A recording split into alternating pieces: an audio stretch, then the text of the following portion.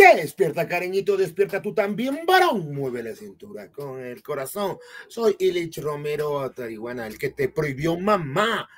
Y sí, tenemos un nuevo programa en La Historia Se Repite, porque acabo de llegar. Pero como siempre, el adalid del punto de orden. El que nos dice cómo van las cosas. Y aprendiz de Quijote, Edison Niño. Y ahora, buenas noches, y ahora de cumpleaños y aniversario, no yo, no el Illich, no la producción, sino la revolución juliana. Revolución. Ya, Ojalá si los pensaban que era un asambleístas. corte de cebolla. Exacto, ojalá los asambleístas no crean que son 100 años de la juliana. ¿Qué es eso? Cortar en juliana la cebolla, las vainitas. No, no, no, no, no, no. Ni es ensalada, ni. No, no, no, no. Pero sí es una revolución que hizo una mezcolanza de la política. Pero la propuesta de hoy, primero, comienza con una pregunta de examen a quienes nos siguen. ¿Saben ustedes quién fue el primer contralor del Estado del Ecuador? Pues sale de la Juliana. Lo que nos respondan, nos escriban por interno al 0999-740-708. Le vamos a dar uno de los fantásticos libros de la Biblioteca de Alejandría, cortesía del doctor Edison Niño. Perfecto. ¿Ya? Aprovechen, venga casero, venga casero. A ver, vamos a la historia. O empezamos ya. No, vamos con la historia, porque no con qué comparamos. Sí. Ya, el ejercicio que nos hemos propuesto con Illich ahora para ustedes, amigos y amigas que nos siguen, es porque para los historiadores es muy importante que coincidan los días. Hoy se está celebrando 100 años de la Revolución Juliana. Lamentablemente en la historia, en la academia, en la didáctica, en la dialéctica de la enseñanza de la historia, esta revolución no tiene mucho peso. La de Alfaro, la de García Moreno, la de 20 Milla, hay procesos políticos que tienen mucha más difusión, pero esta no, porque no hay un personaje en particular que sea el protagonista. No, fue más bien instituciones, y lo importante es que de esas instituciones, incluidos las Fuerzas Armadas, los militares, todavía no había FAE, no había armada organizada, digamos, como ejército, todavía no existía como estructura. Sí. Los militares, los banqueros, los trabajadores, ya organizados en gremios, protagonizan este proceso que además le pone justo en el punto de partida de lo que es un país productivo y regulado. Ojo, con regulado, porque el mayor producto de la Revolución Juliana es poner orden en un estado caótico que no tenía autoridades y que se venía desempeñando como la hacienda de cualquiera. Sí, y vamos a empezar con algunas cosas que parece que es una repetición, ¿no? Exacto. El ejercicio vamos a hacer, yo hago la parte histórica, Illich va a hacer la comparativa de ahora, porque sorpresivamente he hablado con varios historiadores, el más importante, el que más conoce esto es Juan Pazimiño Cepeda. Juanito Pazimiño, que fue profesor y fundador del taller de investigaciones económicas de la Universidad Católica. Ustedes pueden ingresar a su página web, ahí están los libros de la Juliana, donde se hace todo este proceso. Los historiadores también sí le han dado el peso, pero como les digo, para la parte educativa no se ha considerado porque no había un nombre en particular, y esto comienza precisamente con una intencionalidad de los militantes del Partido Liberal, del ala conservadora del Partido Liberal. Valga la contradicción. Vamos a irle poniendo nombres, el Lenin Moreno de Rafael Correa, o el Santander de Bolívar, vamos pero, a irnos. No compares a Moreno con Santander. No, sí. Solo estoy comparando el proceso de traición nada más, porque el propósito de quienes hacen, no la revolución, sino se toman el poder después de la desaparición física de Alfaro y los suyos, es desalfarizar el Estado. El objetivo de ellos fue plantear, y los políticos presidentes que vienen luego del asesinato de Alfaro hacen ese propósito. Ahí hay un paralelismo. Las obras de Alfaro. Pero no son sus enemigos, no son sus rivales políticos, son sus ex compañeros. La diferencia es que Alfaro ha sido asesinado y está físicamente desaparecido. Pero en lo otro, sus compañeros están en el exilio, están presos, están perseguidos. Déjà vu. Pero en fin, para que no digan, no nos acusen de correístas, que como siempre repito, el correísmo no es una corriente ideológica. Pero vamos al punto. ¿Cómo podemos empezar? ¿Al agotamiento del Estado? Sí, sí, hubo un proceso muy revolucionario que cambió la historia del Ecuador con Alfaro. Los números, las estadísticas, en la investigación, en las maestrías de estadística social Sí. que se cumplen en varias carreras universitarias profesionales para completar tu carrera, se estudian sin nombres, lo que tú decías, se estudian sin nombres sociedades en base de números.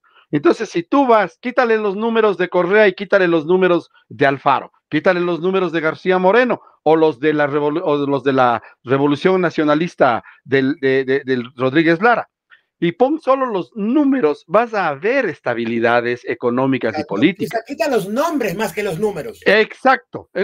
Claro, quitas los nombres, dejas los números y los números sociales comienzan a funcionar diciendo, oye, en ese periodo se tomaron buenas decisiones, o sea, parece que se tomaron decisiones beneficiosas. No parece, los números nos indican que no solo hubo, sí. es que el indio Alfaro, una gran cáncer, porque si hay gente que lo dice aún así. Sí, déjale fuera el apellido, pero si tú ves los números de la revolución alfarista, sube la educación, sube el trabajo para las mujeres, sube el aparato productivo porque se vincula el país con el ferrocarril. Sí, era una obra gigantesca, carísima. No quiero hacer comparaciones, pero es más o menos como invertir en Coca-Cola y la refinería del Pacífico. Entonces, fue así de caro en ese entonces en un país muy pobre, pero luego, es decir, 8 años después, Coca-Cola. Exacto. No pongas nombres, no pongas nada, solo pon los números. Los números de Coca-Cola te dan luz. O sea, simple, es lo que quiero yo. Como ciudadano, ustedes allá peleense por sus seguidores. No me importa quién lo hizo. Correcto. Entonces, esos números se topan con un grupo de seguidores de Alfaro que lo encabeza Leonidas Plaza Gutiérrez, padre de Galo Plaza Lazo, ya hemos hablado de él aquí, terrateniente, pero Leonidas es considerado más bien el ento de la familia. No tienen dinero, inclusive está soltero cuando es presidente en el primer periodo, de 1901 a 1906, en el primer periodo presidencial, alternándose con Alfaro, porque se alternan Alfaro Plaza, pero Alfaro ya termina asesinado en el segundo periodo. Pero Plaza en el segundo periodo consolida el matrimonio con la señora Avelina Lazo, heredera de una gran cantidad de tierras en las provincias de Cotopaxi, Pichincha e Imbabura, y que en esa estructura le beneficia a él la construcción del ferrocarril. Él no hizo mucho por el ferrocarril, porque Alfaro le reinició en el 95, pero en esos 5 años de Leonidas Plaza no avanzó. Viene Alfaro en el segundo periodo, pone dinero, trae a la misión Harman y dice, esta pendejada se une con Quito y Guayaquil con él. Entonces Leonidas no es un hombre visionario, es un hombre visionario para sus intereses. En realidad no es un banquero, es terrateniente. Pero ojo, de aquí sale el protagonista fundamental tanto del periodo como contra quién va a ser provocada la Juliana, los banqueros. Porque el momento en que se une el Ecuador por el ferrocarril, los banqueros tienen clientes de lado y lado de las ciudades de Quito y Guayaquil, que antes estaban aisladas porque había que moverse a caballo o en carreta y se demoraba de 8 a 15 días llegar de Quito a Guayaquil, y por lo tanto el gran acuerdo entre los banqueros era: tú tienes billetes en Quito, yo tengo billetes en Guayaquil, cada uno imprime la cantidad de billetitos que quiera y así vivimos. Por ejemplo, una grave circunstancia en la historia. Y aquí van a decir mucha gente que hay un reflejo a la actualidad. Lo que acaba de decir de la situación financiera es la plutocracia, el gobierno de los banqueros. Exactamente, en estos últimos 8 años, a pesar de que la empresa donde trabaja tiene pérdidas, has visto como compañeros se han tenido que retirar porque los han despedido, o incluso tú eres uno de los despedidos. pasaba lo mismo hace 100 años. O sea, bueno, más de 100 años, desde Sí, 1901. exacto. Pero recuerda que para 1914 ha comenzado la Segunda Guerra Mundial, la Primera Guerra Mundial, y Sí, termina en 1918, pero mete en una crisis económica al mundo en 1918, que es justo el periodo en el que estamos hablando, porque del 12 al 16 le toca a Leonidas Plaza Gutiérrez, es decir, asume el poder en el segundo periodo, consolida su poder económico mundial, él, personal, mientras tanto el mundo está desangrándose en los campos de Europa. y eso Una a lo que guerra voy, a lo que voy. al mismo momento mundial que está ahora, porque recuerda, venimos con una guerra ya prolongada en Ucrania y ahora la situación de Medio Oriente. Vamos a hacer algo divertido. En los últimos 15 años, porque no solo son los 8, los últimos 15 años, pero si quieres ponerte exquisito, 8, el segmento de ecuatoriano que ha crecido y que siempre, cada año tras año, reporta utilidades récords, porque es obligatorio que ellos reporten y son muy controlados, es el sistema financiero. Ajá, ajá. En un país sin trabajo, en un país sin iniciativas de inversión, ¿cómo es que los banqueros ganan? ¿De dónde sale dinero para los bancos? Lo mismo pasó acá, y ya vamos a la referencia. Y aquí vamos, hablabas de la Primera Guerra, o la Gran Guerra. Claro, luego se llamó la primera porque no creíamos que iba a haber segunda. La Gran Guerra, en la Gran Guerra, bueno, acá tenemos una gran guerra, aunque no lo creas. Es el problema del consumo de armas, de combustibles. Por ejemplo, el efecto de la guerra en Gaza, del problema de Medio Oriente, es que el petróleo ha subido de precio, y eso hace rato.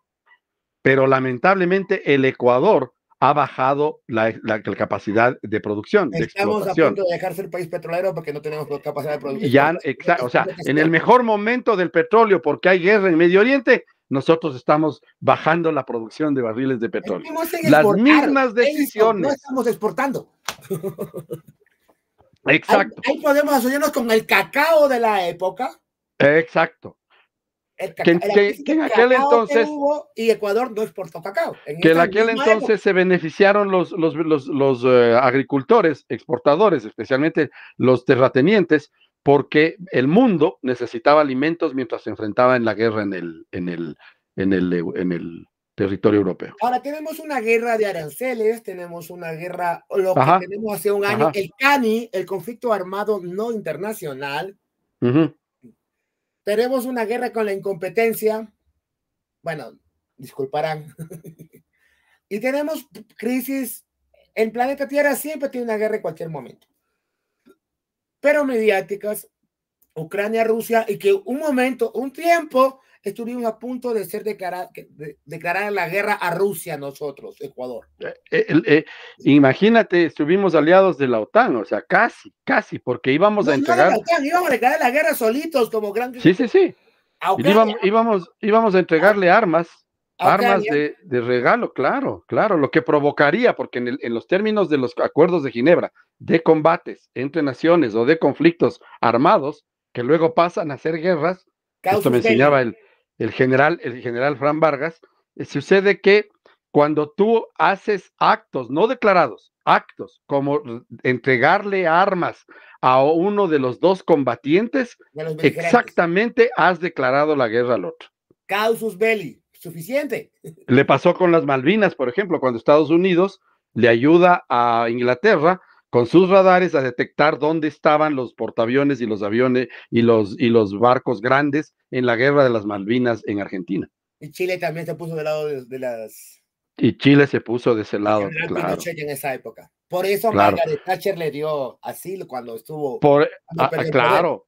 Y por eso es que, por ejemplo, en la guerra con el Perú, en el CENEPA, la guerra del 95, de febrero del 95, estábamos prohibidos, tanto Ecuador como Perú, de recibir o de comprar armas de países como Argentina, Chile, Brasil, Estados Unidos. Perfecto, porque, pero si uno de ellos, por ejemplo, lo que sí pasó, Argentina nos vende por escondidos, nos vende Armas. Armas, sucede que, recuerda que ahí hay un caso turbio bien complicado. El hijo de Menem, que es el presidente de Argentina, que vende armas por debajo, con algo así como la venta de la bandera en nuestra historia, en tiempo cuando llega Alfaro al poder también por coincidencia, sucede que el hijo de Menem es el que hace las negociaciones con empresarios. Por debajo llegan las armas al Ecuador para combatir al Perú. A la larga, después de las investigaciones, el hijo de Menem termina asesinado. Sospechosamente, nunca se pero no supo. podemos olvidar que el pueblo chileno, con todo lo mal que me cayó Pinochet, hizo una maniobra interesante. Solo movió tropas al norte de su frontera, lo suficiente para descuidar al Perú. Ajá, sí, sí, sí, sí. No sí, podemos es decir, olvidar. tomaron, Como sí, me sí, dicen mis sí. amigos peruanos de la Academia Peruana, me han dicho en una ocasión, hermano, al final del día, la guerra es de los grupos grandes. Pero Tú ojo, y yo somos ya amigos, aristócratas, pero ya sí, sí, amigos. sí, con abolengo, con apellidos, pero sucede que no hay guerra. No hemos, de lo que hemos estado hablando, Illich, no es guerra, es solo movilizar piezas, pero eso provoca crisis económica, provoca gastos económicos, provoca ese tipo de circunstancias. Normalmente los países que entran en guerra quiebran. Normalmente eso es porque no tienes dinero para pagar alimentación, movilización. Ahora armas, ¿no? Ahora es armas. En tiempo de la independencia, en tiempo de Alfaro, imagínate, hacía hoy justo con Europa estaba haciendo una conferencia recordando también la historia y les contaba y les decía, imagínense ustedes cuando Sucre llega con 4,000 hombres a las haciendas de aquí de Conocoto, donde se asienta el 18 de mayo, Valle de los previo Chillos al... para los que no son de acá. Pero imagínate cómo era alimentar 4,000 hombres a diario y caminando de Pero Machachi, solo porque a dos el último comidas. campamento fue Machachi, por lo menos 2 comidas, la mañana y la noche. Solo a 2 comidas. O sea, costos logísticos. Me preguntaron una vez cuando vinieron las marchas indígenas. Me preguntó un periodista de derecha, ¿cómo pueden financiar esto? Verás, ellos tienen una filosofía muy parecida a la que manejaban los ejércitos independentistas, la olla comunal. Ajá, ajá, ¿Ya? ajá. Ellos tienen una forma diferente a la nuestra de trabajar y moverse, pero una olla comunal siempre cuesta. Sí, La sí, sí. la ventaja es que es como nuestras abuelas tenían abuelas o padres tenían su clásica paila de bronce, la grandota, para cuando se reunía toda la tribu. Sí, sí, sí. Y de hecho, lo que tú dices es tan cierto que además en las movilizaciones indígenas que comenzaron en el año 90 del siglo pasado aquí en Ecuador, en Quito fundamentalmente, porque el objetivo político era la toma de Quito, siempre ha sido la toma de Quito Siempre es por los pueblos indígenas. discúlpame, Atrás de ellos, atrás de los manifestantes, vienen las mujeres y los hombres que cocinan. Recuerda tú que en la Casa de la Cultura hemos estado allí acompañándoles, en los apoyándoles. parques, en ciertos parques, Exacto, en ciertas la olla comunas, en la casas Universidad Central, así es. comunales. Así es, así es, así es. Es que, Entonces ellos cocinan. Entonces lo que tú haces es, los empresarios, yo estuve dentro del movimiento como asesor político, piden a aquellos indígenas económicamente ya que tienen su estabilidad, o los otavaleños fundamentalmente, que son los de mayor capacidad económica, hay una élite ya de económica de indígenas que no se mezcla no son con los los ricos. confederados. Sí, sí, sí, no, en Peguche, especialmente los alrededores de Peguche, donde tienen dinero, entonces lo que hace es pasarse el sombrero, y entre ellos son más solidarios que nosotros, porque si a mí me vienen y me dicen, oye, hagamos una vaca para darles loncha a los policías que están, lo que pasaba en las Shiris, reprimiendo, bailando, encima, que coman caca. Bueno, volvamos al tema, porque la idea era hacerles en la comparación en un día como hoy, que en aquel entonces fue jueves 9 de julio de 1925. Pero sucede que luego de esta consolidación del grupo de traidores a Alfaro, más que Alfaro que está muerto, es a las ideas del Partido Liberal. Concepto. Exacto, al de la revolución. O sea, ahí se acaba la revolución. El objetivo, la enfermedad mental de estos enemigos del mismo partido era desaparecer a Alfaro, y de hecho históricamente le borran inclusive de los libros de historia, le borran de las referencias históricas de los historiadores, desaparece hasta el aparecimiento en 1940-45 de las obras de Alfredo Pareja Díez Canseco, quien recibe toda esta información del gobierno, de las inversiones, de las estadísticas, de las manos de la hija del general Alfaro. En 1945 recibe los documentos, él ya está haciendo investigaciones y él descubre y dice, ah, carajo. Entonces ahí aparece la verdadera razón, porque hay un momento que, como ya hablamos, los banqueros están poderosos y aquí aparecen Urbina Jado, Luis Napoleón Dillon, los dueños de bancos poderosísimos que luego serán los protagonistas. Sucede que le dicen a Leonidas Plaza, tú ya hiciste dinero, terminas tu periodo, vendiste mucho producto agrícola al mundo en medio de la guerra, se acabó la guerra, tú tienes tus haciendas, dedícale a las haciendas, ahora nosotros queremos el poder. Quítate Y tú para viene ponerme yo. el primer poderoso abogado de banqueros, Alfredo Vaquerizo Moreno, abogado del Banco Comercial y Agrícola, que dicen que es herencia más o menos del Banco de Guayaquil, que es más o menos la estructura, porque ahí hay bancos que nacen con la revolución. Por ejemplo, el diario El Universo nace atado al Banco La Filantrópica y al Grupo Económico en Guayaquil. El diario El Telégrafo nace atado a este banco, al Banco Comercial y Agrícola. Y el Comercio en Quito nace atado, de hecho, con meses de diferencia, el mismo año, 1906, con el Banco del Pichincha. Entonces, miren la época, estamos hablando de la misma época, pero en ese momento, cuando termina Leonidas Plaza, que era un tonto, voy a decirlo, como lo decían entre ellos, ya le dieron el dinero, ya se volvió riquísimo con sus haciendas, es dueño de Zuleta, de la hacienda de la Avelina Lazo, tienen la casa Lazo, que ahora es de la Asamblea Nacional en Quito para descanso, en la zona de la Alameda, y entonces deciden ponerle al asesor económico del banco, el dueño del banco, el señor Urbina Jado, le pone a su abogado de presidente de la República, de 1918 a 1920, a 1922. Le pone para empezar la administración, o sea, los banqueros dicen, hasta aquí llegaste, se acabó el alfarismo, desaparecimos de esa revolución, no me importa si ahí hizo las cosas bien o mal, nos toca. ¿Cómo llegan? Aquí nos acordamos y nos inventamos un sistema democrático. Dicen ellos, no hay autoridad democrática, esa llega recién en 1945, 25 años después. ¿Quién cuenta los votos? Los ministros. ¿Quién hace los votos? Los ministros. El mismo gobierno. Perfecto. Y comienza y aparece el primer fraude para llegar a las elecciones. 3 candidatos, 3 presidentes banqueros. A partir de 1918 llegan, uno de ellos llega inclusive con más votos que votantes. Esa no me sabía.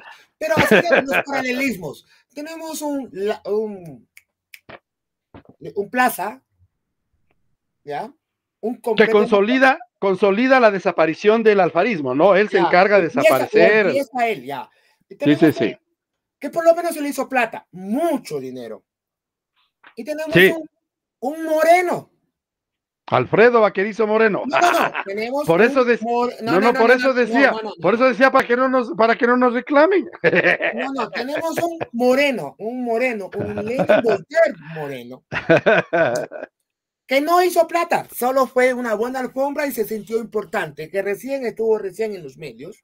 Es que su sueño era ingresar a la oligarquía, a la Bolengo, al apellido con pedigrí.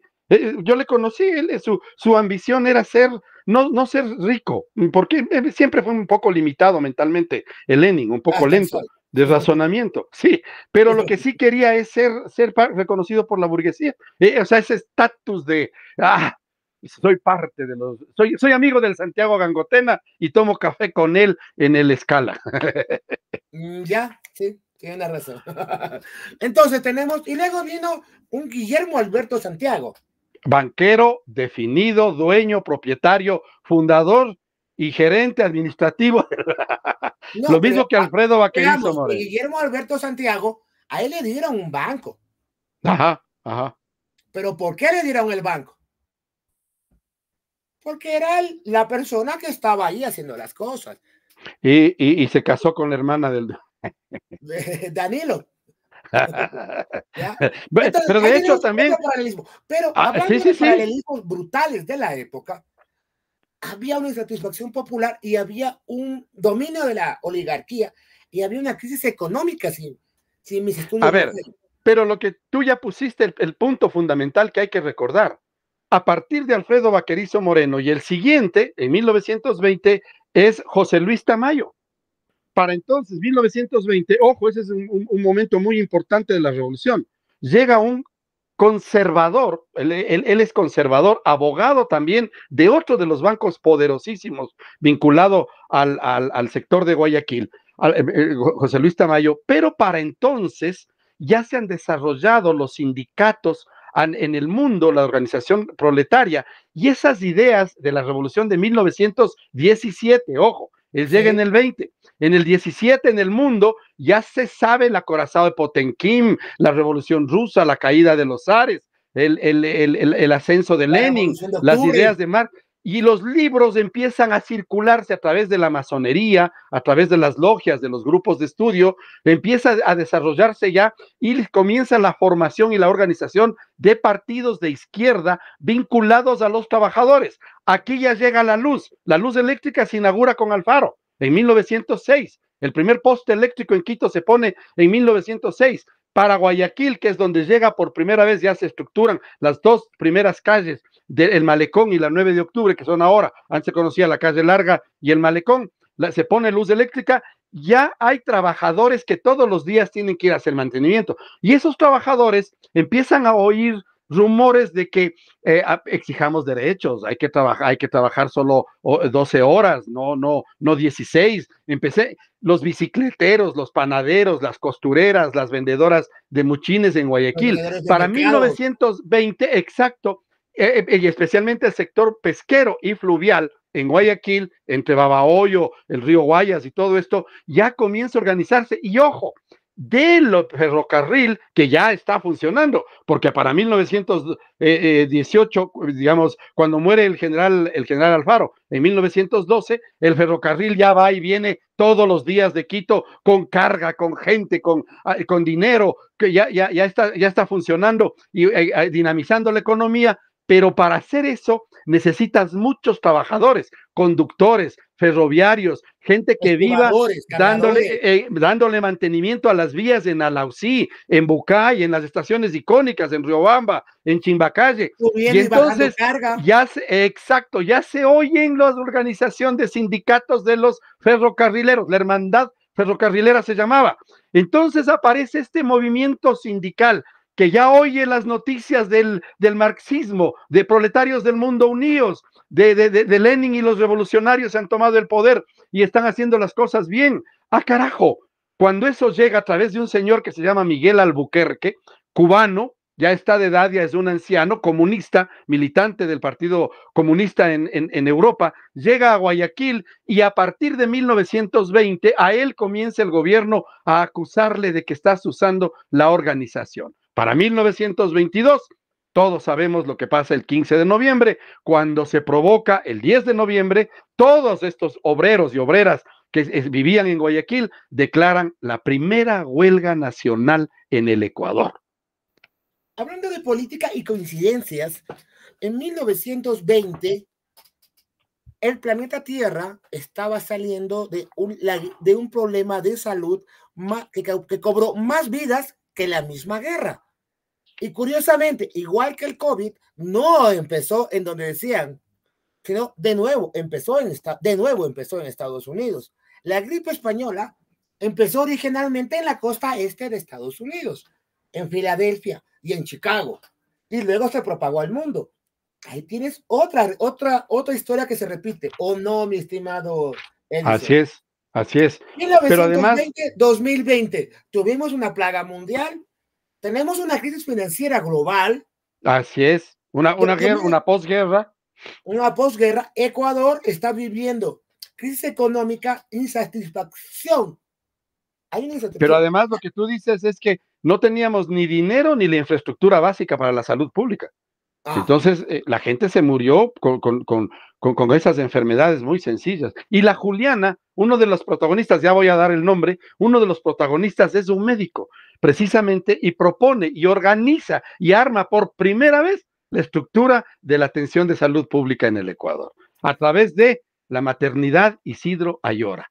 Justo es ese personaje, un lojano al que no le hemos reconocido, a pesar de tener sí. un pensamiento conservador, un hombre muy claro, preciso, que es luego quien se encarga de presidir la Revolución Juliana. Ya les voy a contar los detalles. Avancemos, se provoca la masacre en 1922, empiezan los rumores porque el sector, lo que tú dijiste, el sector productivo que más utilidades tiene en un país en estas circunstancias que acaba de describir Illich es el sector banquero.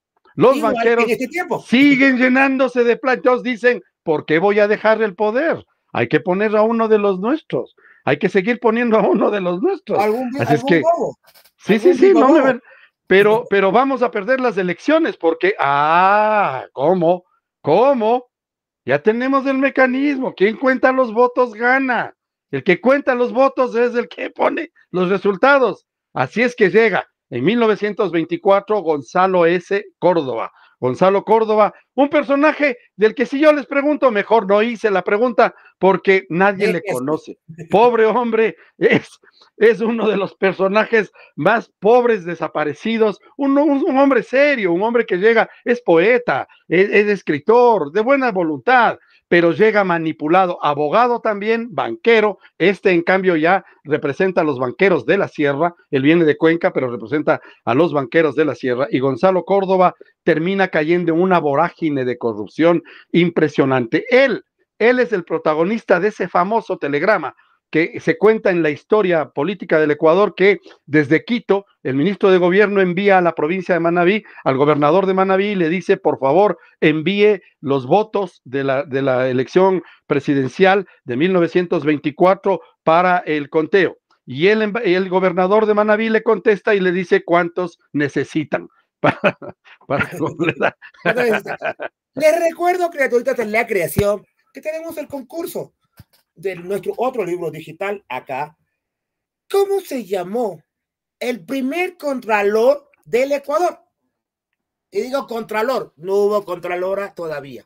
No, Ahí, no, no, no, no, no, hombre, no. fue hombre. Y fue un hombre y para adelantarles un extranjero. Ese es el origen, ya les vamos a contar para que, Pero bueno, es que lo problema es que avanzamos. ya lo contaste en otro programa, querido Edison. Ha pasado el gobierno de Córdoba, la crisis interna es terrible, 1924 es terrible.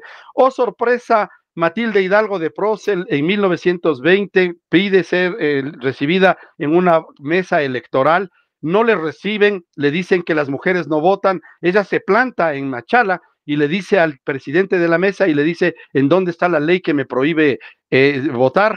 Y le dicen, es que no, ley no hay. Lo que pasa es que no consta en padrones. Carajo. Entonces, al no constar en padrones, ella es médica, es la primera médica de Loja y la primera médica del Ecuador, aparte. Y con su valentía les pone contra la pared a los machos que manejaban la política y les dicen, entonces, el problema que yo tengo es que no soy ciudadana, porque se supone que los votan los ciudadanos. Entonces, las mujeres en el Ecuador no tenemos ciudadanía. Carajo.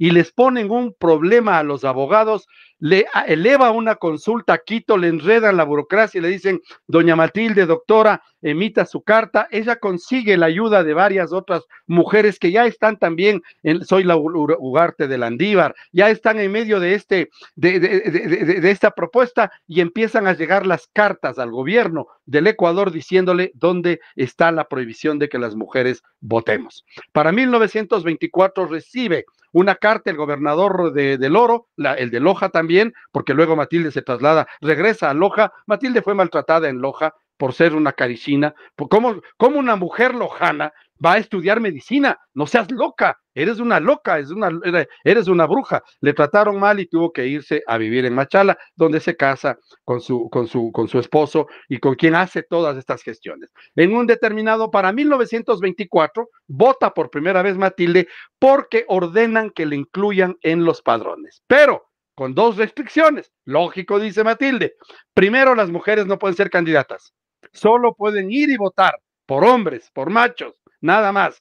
Y las mujeres no pueden ser candidatas. Y segundo, el voto es voluntario, por lo tanto, tiene que primero la mujer hacer una solicitud, inscribirse en el padrón y luego ir a votar si quiere votar, pero candidatas no son. Bueno, así nace.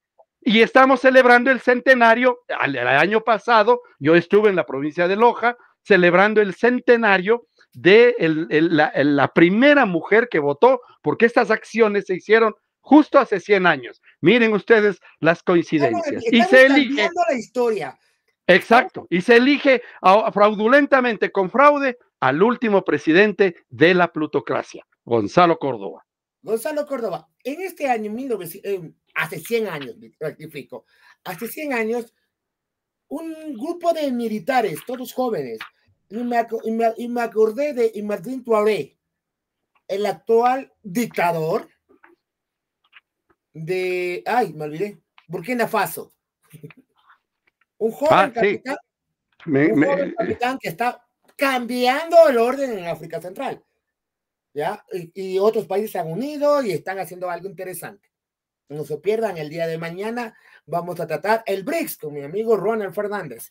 Pero volviendo al tema de ahora, 100 años y se vuelve a repetir la historia, casi copia y pegue, control C, control B. Sí, o sea, es que nosotros no hemos hecho, por eso el programa se llama así, la historia se repite, y le pusimos el nombre para que los asambleístas no crean que es una ensalada juliana, porque... No, es que me están haciendo dibujitos. Sí, la juliana tiene esa característica, sí, pero además, como ven ustedes, hay muchos nombres, entonces no hay un protagonista, no es Alfaro, no es García Moreno, no está, no. Es Ventimilla, no es. Es institucional, o sea, miren ustedes, son los banqueros contra los trabajadores que ya se están organizando. La izquierda nace, en 1922 nace el primer partido socialista, así es, ya nace, y nacen también las Fuerzas Armadas desde jóvenes militares que están estudiando, haciendo sus estudios como oficiales, de una preocupación social, de la parte política de esas Fuerzas Armadas que dicen, oigan, o sea, también tenemos que vincularnos a la política, esta cosa está ahí en desbande. Entonces, Córdoba, los números de Córdoba, aquí bien queda el ejemplo, quítale los nombres al gobierno de Córdoba y los números son desastrosos para el Ecuador. La pobreza es extrema, la miseria, el hambre, la desnutrición, el dinero falta, hay devaluación de la moneda. 1924 el mundo está, lo que hablamos aquí, acuérdate, está a punto de entrar en la peor crisis financiera de la historia mundial, 1929. Ahora, pero otro detalle que mucha gente se olvida. Lastimosamente no hubo la cantidad no existen los registros en Ecuador acerca de por cada 100,000 habitantes cuántos perecieron. Pero sí hubo un registro horrible. Volvió a subir la cantidad de niños muertos y de desnutrición infantil. Eso, paradójicamente, esos datos lo recogió una... Así es. ¿Cómo se llama? Que ahora está desaparecida, que una fundación yankee de Estados Unidos. Esos datos están ahí recopilados, que desde en la época de Alfaro bajaron esos ratios y ahora después volvieron a subir. Y con Córdoba llegaron a tener, de cada 100 niños nacidos, 30 tenían desnutrición crónica. Exacto. Y volvemos al Ecuador del 2025. Pero desnutrición por las madres, ¿no? Las madres, claro. Tenemos de cada 100 niños que sobreviven el año, 30 están con desnutrición crónica. Quiero leer un párrafo. Y seguimos con eso. Quiero leer un párrafo que cierra este periodo de los presidentes anteriores a la Juliana y entramos en el detalle de la Juliana, que es muy rápido, ¿no? En lo económico, el país experimentaba una crisis aterradora por la devaluación de la moneda, consecuencia de las emisiones sin respaldo y de la convertibilidad de los billetes. Añádase a esto la especulación, la importación de gran escala de artículos de lujo que los bancos favorecían. El Banco Comercial y Agrícola, el de mayor importancia en Ecuador, a cuya cabeza estaba el famoso Urbina Jado, asumió el papel de orientador de la política.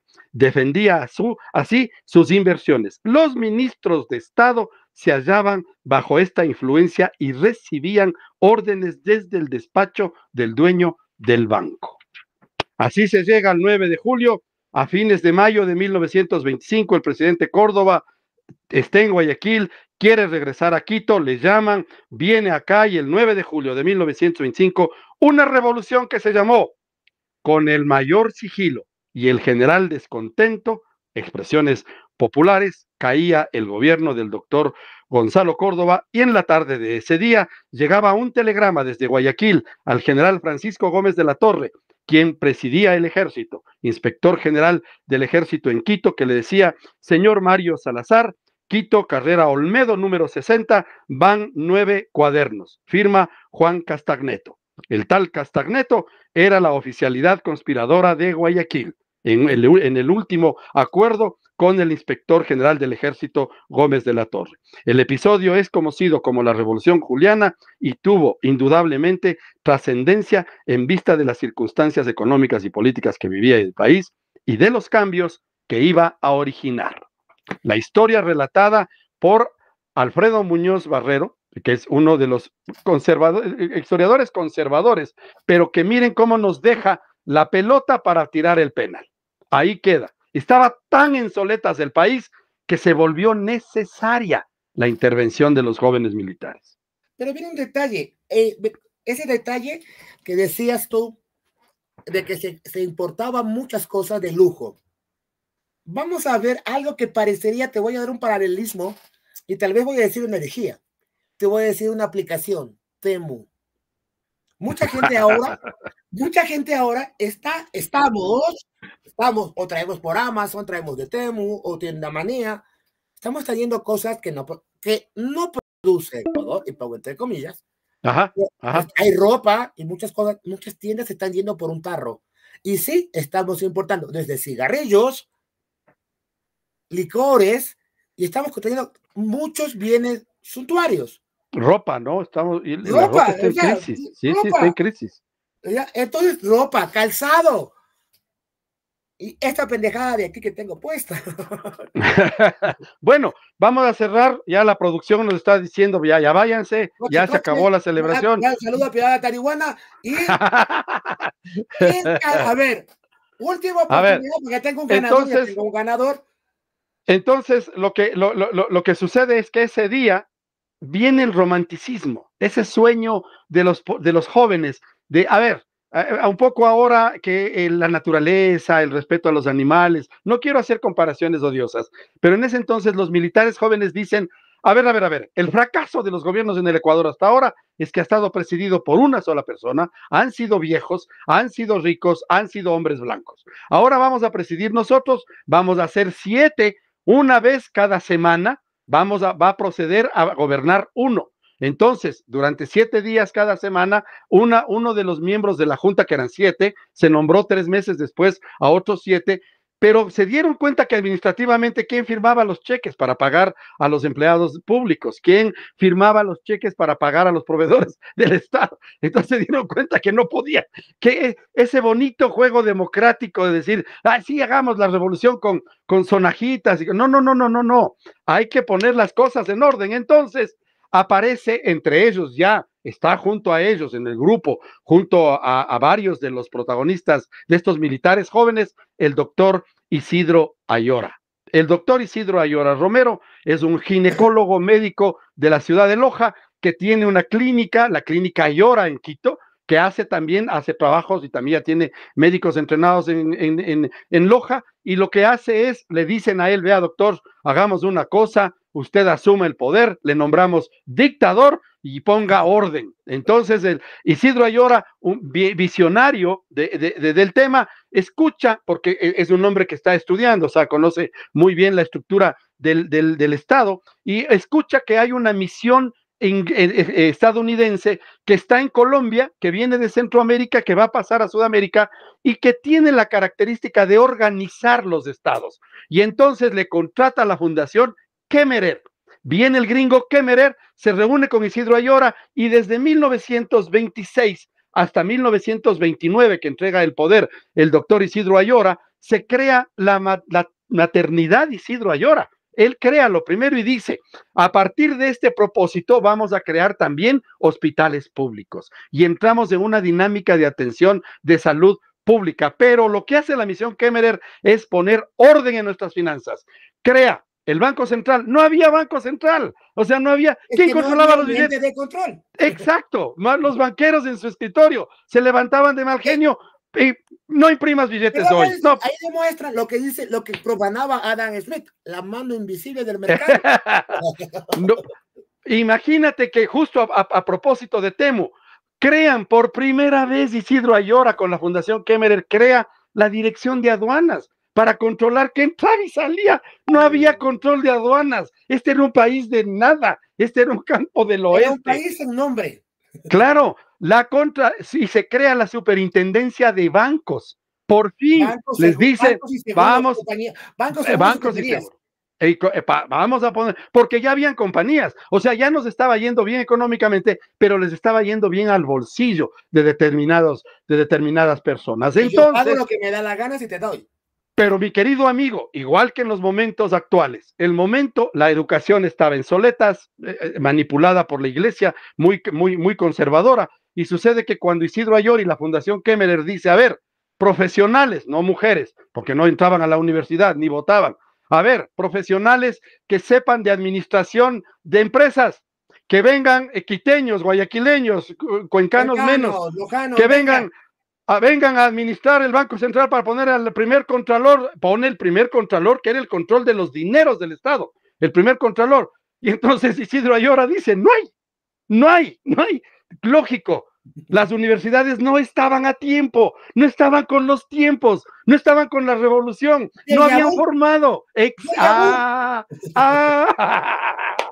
Si parece que adivináramos, solo les estoy contando lo que pasó ayer. No estamos hablando de hoy. No, 100 años, exactamente un día como hoy, hace 100 años. Entonces, el señor Kemmerer dice, Mr. John Edwards va a ser el primer contralor del estado del Ecuador, fue un gringo, Mr. Thompson va a ser el primer gerente del Banco Central y Norton será el primer gerente de aduanas en Guayaquil. Los 3 gringos son los que nos ponen y empiezan a entrenar abogados con experticia en manejo de empresas a preparar para que luego vayan heredando y siendo los postulantes de los cargos de Pablo Celi, de Andrés Páez, que quiere ser procura. No sé, ¿les parece? Hay quien dijo Mr. Edwards se lleva el libro que propuso. Y a mí me parece que hemos desentrañado algo que tiene la esencia de este programa, que es comparar el mismo día de hace exactamente 100 años cómo somos de pendejos en esta sociedad. ¿Qué nos gusta repetir la historia? La historia se repite para tus adentros. Y yo les digo que la cara de Gil es de uso personal. Pero si tú tienes alma de cuchimbolo, no arrestes el resto. Deja que si alguien protesta, no lo critiques. Apoya la gran pauta. ¡Chao!